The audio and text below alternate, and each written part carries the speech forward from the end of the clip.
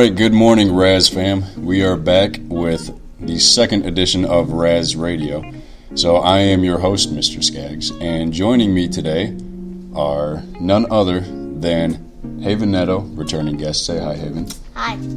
We have Erica Howard, actual Erica Howard. Say hi, Erica. Hi. And for her first appearance on WRAZ Radio, you may recognize her from WRAZnews. You may also recognize her from your class. And you may also recognize her from the volleyball team. It's Miss Sam Eby. Clap it up for Sam Eby, everybody. Hi. Hi, guys. Very nice. What we want to do today is we're going to kind of have a Halloween-themed podcast, because I'm pretty sure that this is the last one before Halloween. It is. It is the first thing, last one before Halloween.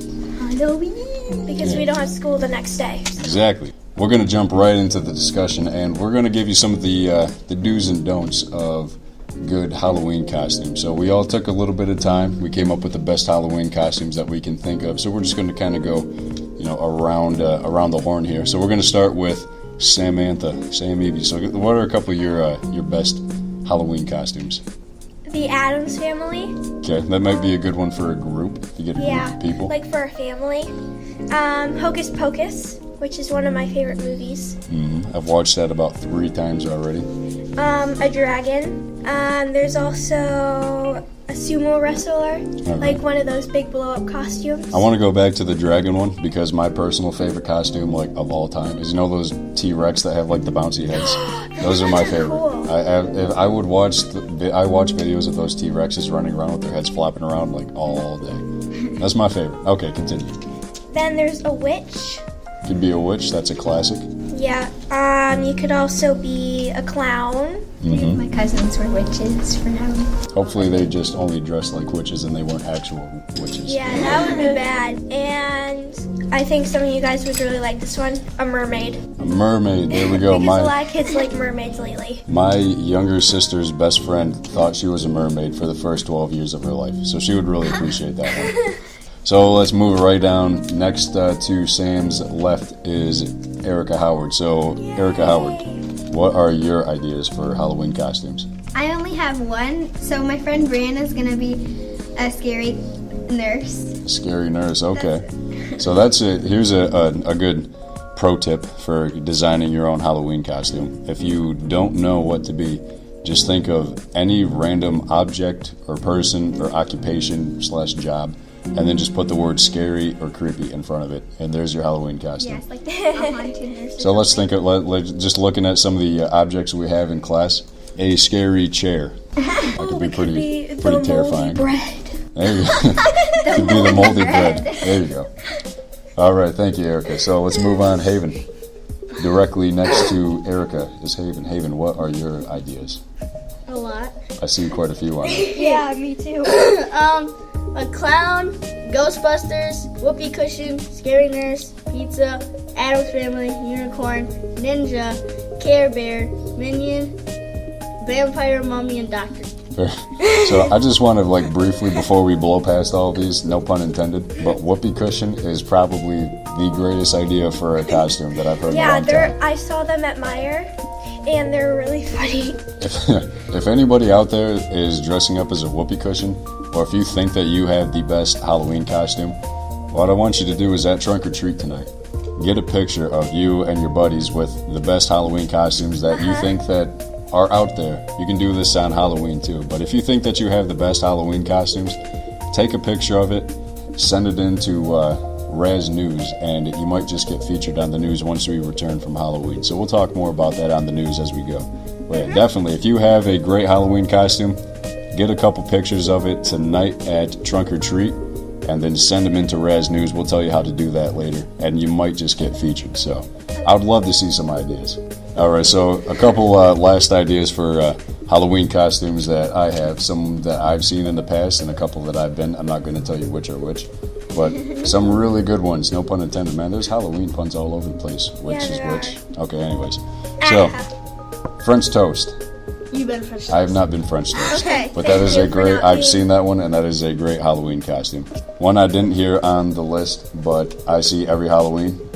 Puppy dog.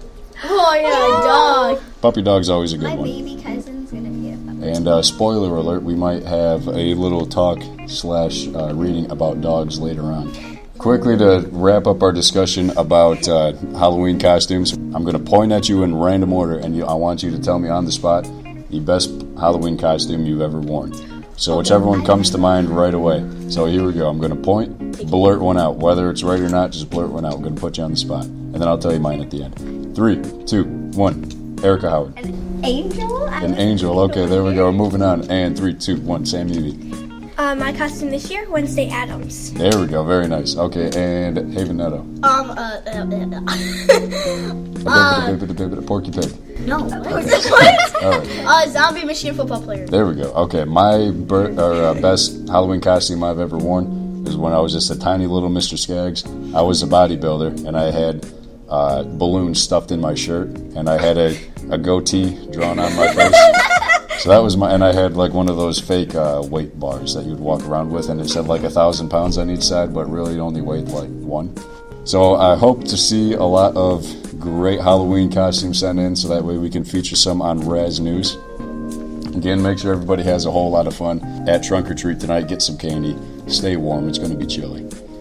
Okay, so now we're going to kind of transition out of Halloween. Well, sort of, but not really. Because this month's learner profile trait is courageous. And I don't know if this was intentional or not, but I think that is a great learner profile trait for October because of Halloween. Because we all know the whole point of Halloween is, aside from getting candy, everything is kind of geared towards scaring each other. So being courageous kind of, counteracts being scared of stuff. So it kind of flies in the face of being scared of things. So that's why I think that's a great learner profile trait for October. Because I'm going to tell you another quick story about Mr. Skaggs. Is I was absolutely terrified of Halloween as a little kid. It scared the living daylights out of me. I was terrified of it. I really, really did not like Halloween. But as I got older and built up a little bit of courage, then I was okay with going out trick-or-treating and seeing all of the scary masks and costumes and stuff like that. And it didn't bother me as much. Like Hocus Pocus was the scariest movie in the world to me when I was a kid. Scary. It's not anymore. My sister's scared. Oh man, I was probably about 5 when it was scary to me. But still, the point is as I got older and got a little more courageous, scary movies don't scare me anymore. Haunted houses, depends on the place. But the whole point is that It depends how they scare you. Exactly. What's it? And once you know what frightens you, then you build up some courage, so that way you can learn to overcome your fears. For the rest of October, if anybody has any stories that they want to recommend or that they want to write themselves about somebody being courageous, you can submit them to me at my office anytime, and you might have it read on the podcast. But today what we're going to do, since we don't have one from a student, is we're actually going to do a brief reading of a story about someone or something taking a risk, being courageous. But before we go, I just wanted to say, actually, that Halloween is also based off of All Hallows Eve, is where it comes from. Yeah, So, we're getting very just wanna historic let you here. know. Yes. All right, so I like to grab the book that we're going to read, you can pick this book up yourself in the library if you would like. It has lots of pictures, so I would definitely recommend reading it for yourself, because the only 4 people in the room right now who can read this and see the pictures are myself, Sam Eby, Erica Howard, and Haven Netto. Miss Hunt is here as well, but she's on the other side of the room, so she can't see the pictures. So we're going to read the book called Widget. It's called Widget, and again, this is for the learner profile trait Courageous. You can find it in the Nest or the library in the Risk Taker bin. So here we go, live reading of Widget by Lynn Rossiter McFarland and pictures by Jim McFarland. So the cover is just Widget. He's a fluffy dog, and then there's the shadow of a cat on the wall. So Widget was a little stray dog. He had no home, he had no friends. He was very sad and lonely. He was cold and hungry too. He saw a house at the end of a road. There was a door just his size. He peeked inside. He saw 6 cats, 6 warm beds, and 6 bowls of hot food. Widget dove for the food and straight into Mrs. Diggs. "Why, you poor thing," said Mrs. Diggs. "I wish you could stay, but I'm afraid the girls just can't stand dogs." Widget looked at the girls. He looked at Mrs. Diggs. She seemed so nice. Widget really wanted to stay. Meow, said Widget. Mrs. Diggs laughed. Well, girls, she said, what do you think? The girls puffed up. Widget puffed up. The girls hissed and spit. Widget hissed and spit. The girls growled. Widget purred, played with a toy mouse, and used the litter box. The girls stopped growling. They were confused. Widget looked like a dog, he smelled like a dog, but he acted like a cat. Mrs. Diggs set a bowl down for Widget. Widget started eating. He never took his eyes off the girls. The girls started eating. They never took their eyes off of Widget. Why, you fit right in, said Mrs. Diggs to Widget. And Widget did fit right in. From that day on, Widget ran with the girls, played with the girls, and curled up with the girls. In fact, he had so much fun with the girls, he sometimes forgot he was a dog. One day, Mrs. Diggs tripped on a toy and fell down. She didn't move. Widget and the girls were worried. They meowed for help. No one came. They screeched, they yowled, they caterwauled for help. No one came. Then Widget barked for help. The girls were shocked. Then they barked for help too. Everyone came. Mrs. Diggs was saved. I didn't know you had a dog, said a neighbor. Oh yes, miss, said Mrs. Diggs. It's nice to have a dog. Right, girls? Oh yes, the girls agreed. And that is the story of Widget the dog, who sometimes thought he was a cat. That's cute. It is a cute book. And again, it's a much better when you have the pictures, so definitely make sure you go and check that one out from the library. So the reason why I think that this book fits in with this month's learner profile trait about being courageous and taking risks is we saw Widget as the dog, and first of all, he was lonely and he didn't have a home. So he took a risk by running into the door, trying to find some food, trying to find some warmth, and he just happened to be rewarded for taking that risk by finding a great home. So that was the first risk that was taken. Can you think of another risk that was taken in that book? He also took a great risk of barking to get people's help, and then all the cats helped him bark too. So that I would definitely say that's another risk. So why is that one a risk though? What makes that one a risk? Because he got kicked out if it didn't work. Yeah, possibly because The you know cats they would have turned on him. right. Maybe he was worried the cats would turn on him. Haven, do you have anything to add on why that might be a risk? No, not really. Well, do you think? Do you think maybe that? Did Widget seem really comfortable living with the cats? Yes, Yeah. he did. Yeah, he did. So do you think maybe Widget would be kind of, like there's a possibility that he would scare the cats by barking? Sometimes dogs and cats don't get along. Widget took a risk barking.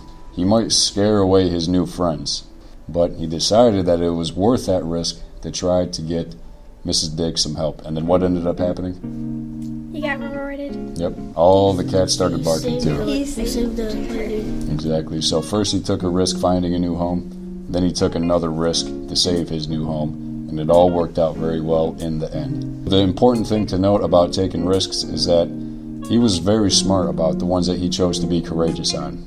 He wasn't just running all over the place and not putting any thought into it. It was the right time, the right place, and he was rewarded for it. So again, that was Widget, and you can check that one out in the Nest. I would highly recommend reading it. We all had a great time with it. But unfortunately, that's about all the time that we have for today. Any last words to say before we sign off? Bye. Bye. Bye. There we See go. us on the news tomorrow. Yep, the classic catchphrase, bye. We will see you here next week, WRAZ fam. Hopefully this will be up on SoundCloud by then. If not, keep checking YouTube. We'll keep you posted.